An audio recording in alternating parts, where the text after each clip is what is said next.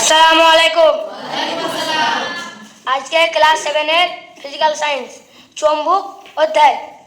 আজকে আমরা দেখব কোনটা চৌম্বক পদার্থ আর কোনটা চৌম্বক পদার্থ নয়।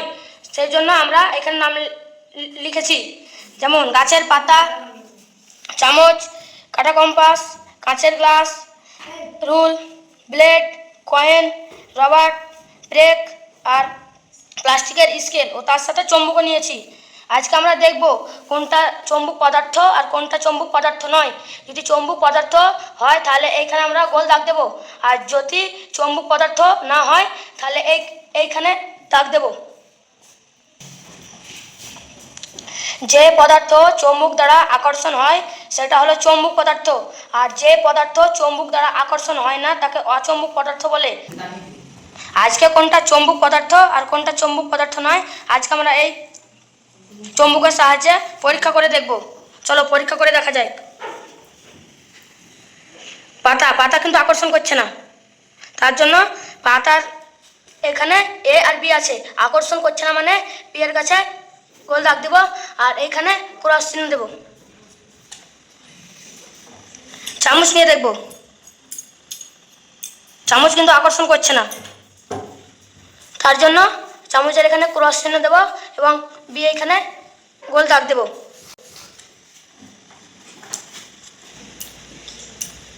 কিন্তু চৌম্বক পদার্থ ছাড়ছে না, তার জন্য কাঁটা কম্পাসের এই জায়গায় ঠিক দেব এবং এ সার্কেলের কাছে এতে সার্কেল দেব। এবার কাঁচের গ্লাস কিন্তু আকর্ষণ করছে না, তার জন্য কাঁচের গ্লাস অচৌম্বক পদার্থ, তার জন্য কাঁচের গ্লাসের কাছে ক্রস চিহ্ন দেব এবং বি এ সার্কেল দাগ দেব। এবং রুল নিয়ে দেখব, রুল কিন্তু আকর্ষণ করছে না, তার জন্য রুলের পাশে ক্রস চিহ্ন দেব এবং বি এ সার্কেল দাগ দেব। তারপরে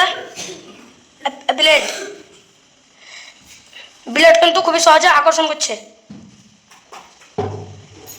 তার জন্য ব্লেডের পাশে টিক চিহ্ন দেব এবং এ সার্কেল দেব। এবার 2 টাকার কয়েন নিয়ে দেখব, 2 টাকার কয়েন খুব সহজে আকর্ষণ করছে, তার জন্য 2 টাকার কয়েনের পাশে টিক চিহ্ন দেব এবং এ গোল সার্কেল দেব। এবং এবার রবার্টের পালা, রবার্ট কিন্তু আকর্ষণ করছে না, তার জন্য রবার্টের পাশে ক্রস চিহ্ন দেব এবং বি এ সার্কেল দাগ দেব। এবার লোহার ব্রেক কিন্তু খুবই সহজে আকর্ষণ করছে, তার জন্য লোহার ব্রেকের পাশে টিক চিহ্ন দেব এবং এ গোল দাগ দেব। এবং প্লাস্টিকের স্কেলে দেখব আমরা,